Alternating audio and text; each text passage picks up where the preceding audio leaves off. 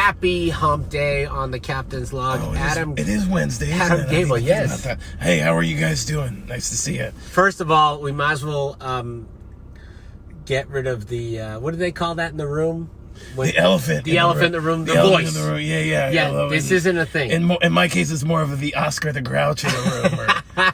It's not the way I sound today. It's the way I sort of always sound. Yeah, it's not like you're sick. This is it. Well, I sound like this whether I am sick or not. And is that, was that something that you were born with?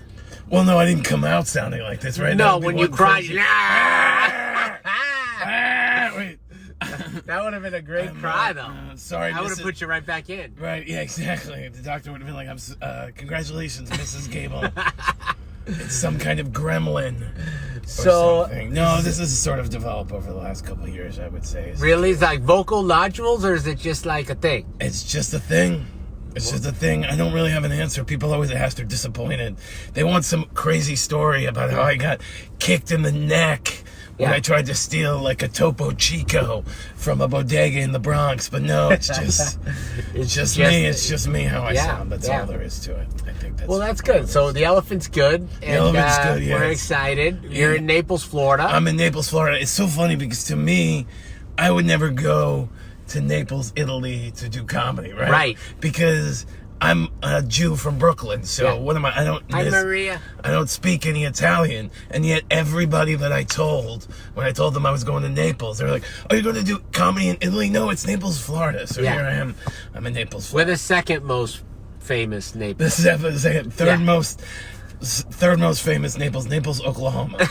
Not nearly as pretty. That's good. So where are you from originally? Because we only met, just so the viewers and listeners get a quick background history. We met at the World Series of Comedy, right? Yeah, we met at the World Series of Comedy, which if you're a comedian watching this or just a fan of comedy, definitely recommend the World Series of Comedy. Yeah, it was a great event. It was a great event for guys like me and for guys like Brian. Yeah. So we had a great time together.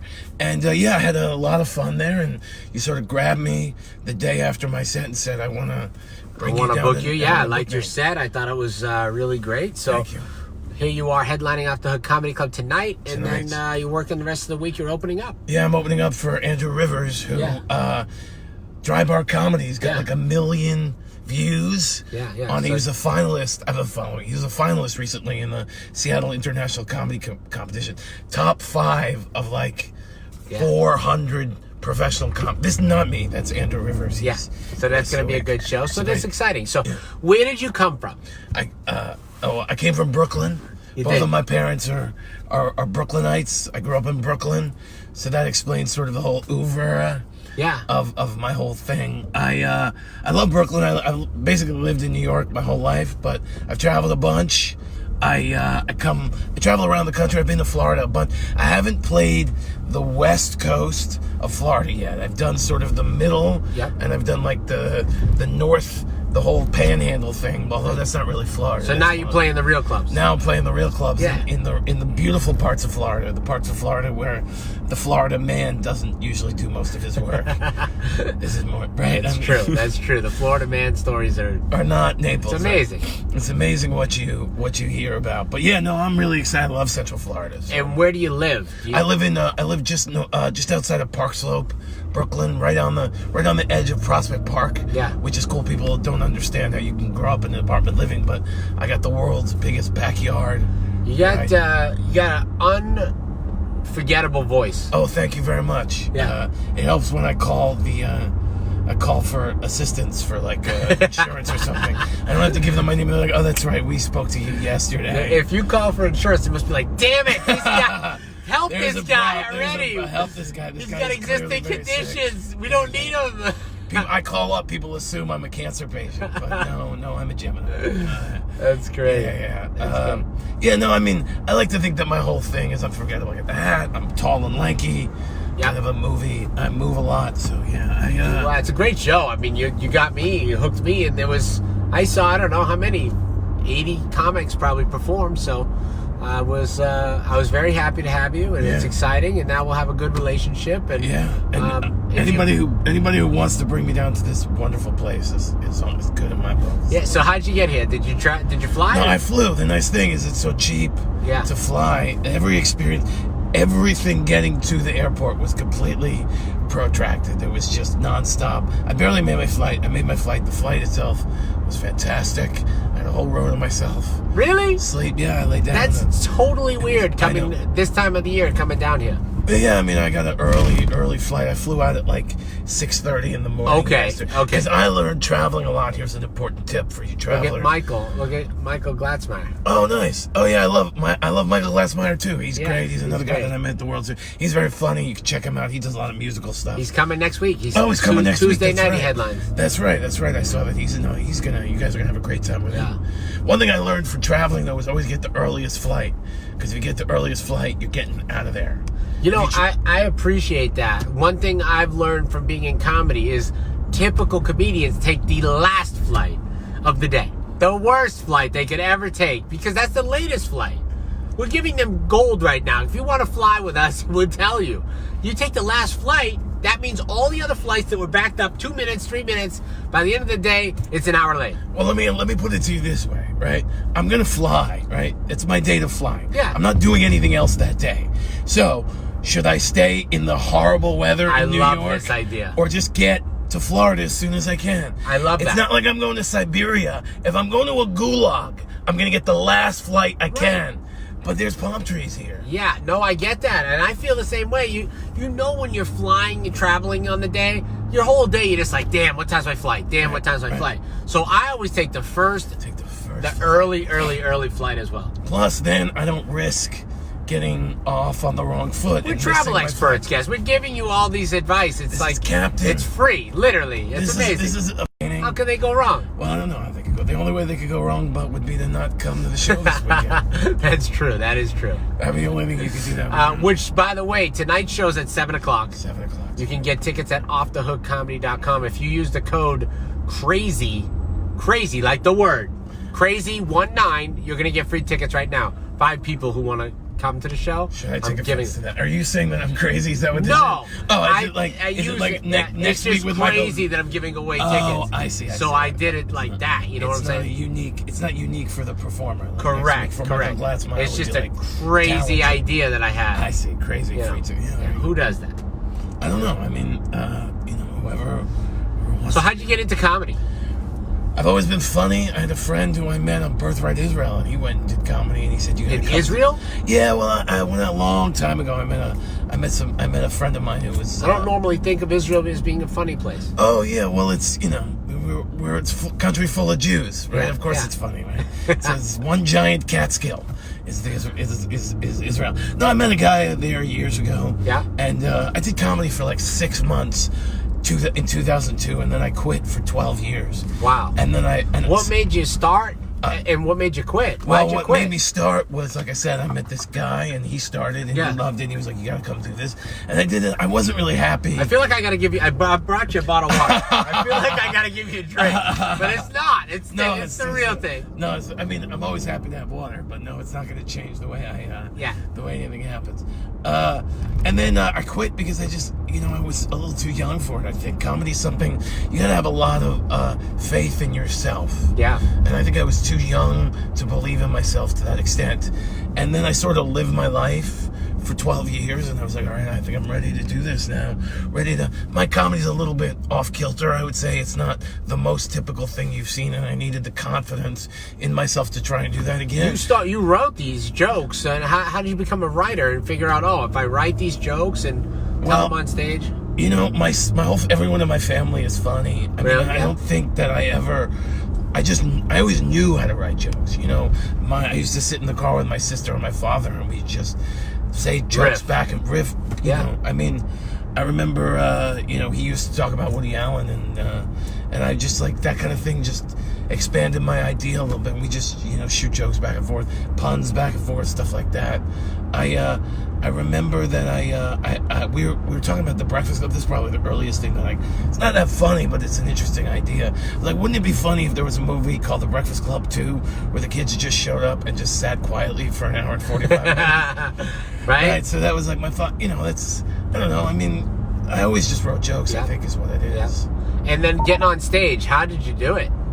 First time on stage, what was it like? It was a little rough. I mean, it's the...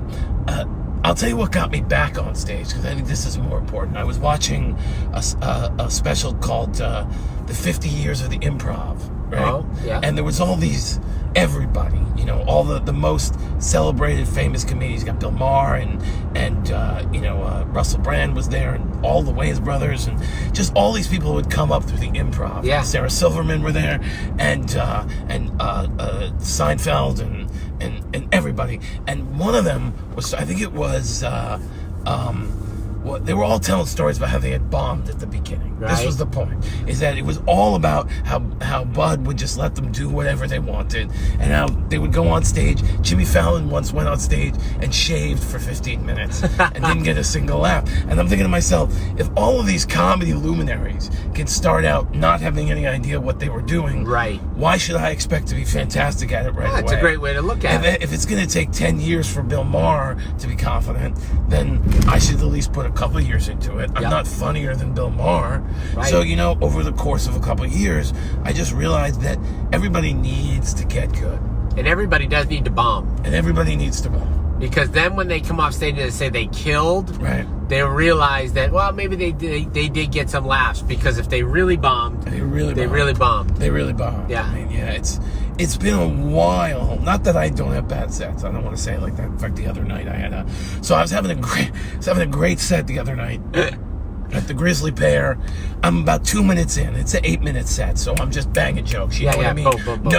No, how are you? Just bam, bam. So I'm 2 minutes in, and I hit one of my great, I'm in the middle of a riff of a bit. Yeah. The opening line hits, and then this girl's hair caught on fire. Dude, you lit the place up. Right? It was... How?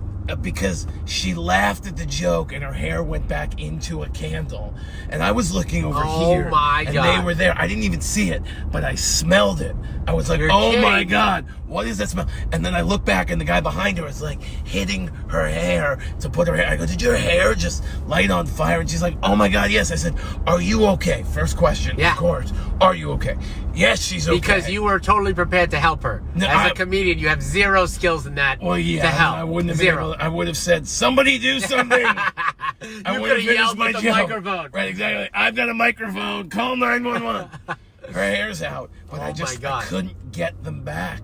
Every time I talked about the fact that her hair was on fire and the guy behind her was now having a fit in hysterics, the audience loved it, but I was trying to do jokes, and they weren't there for the jokes anymore. And then they keep smelling it and reminding themselves, oh, that girl's hair did catch on fire. Yeah. So you just couldn't get back on. I just couldn't get back on. But I'll tell you, it was a valuable experience. Yeah. And then I wrote a funny joke about it on Facebook, so I got like a bunch of likes on That's that. good. That was cool. That's good.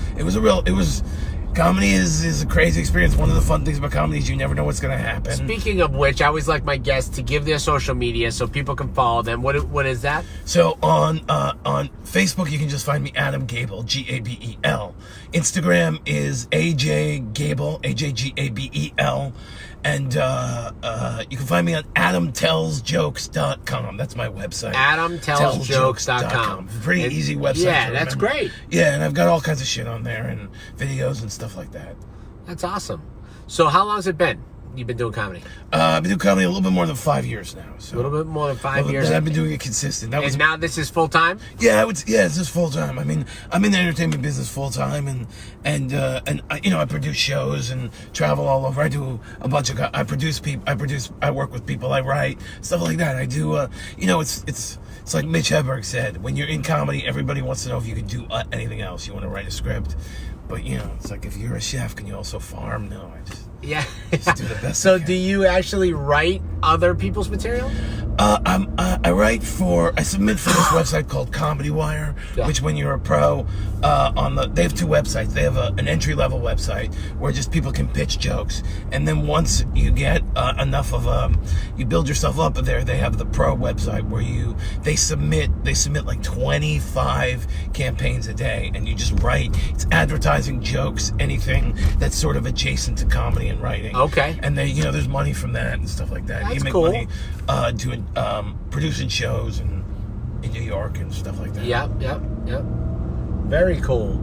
And any family? What do you guys? Oh, married, so kids? I have anything? 2 kids. You do? I have 2 kids. Yeah, I talk about them in my act. I'm divorced, so I have 2 kids. My daughters are 11 and 7, and they're beautiful little girls. One of them just got into the Girl Scouts, and she made a fantastic video that tells me that she someday is probably going to be in advertising because. Oh, that's great. She's promoting herself. Good She's promoter. promoting herself. They're beautiful little girls, and they're funny in their own right. I talk a little bit about them in my act. I know it's weird because, I try to keep them out of it because everything is so.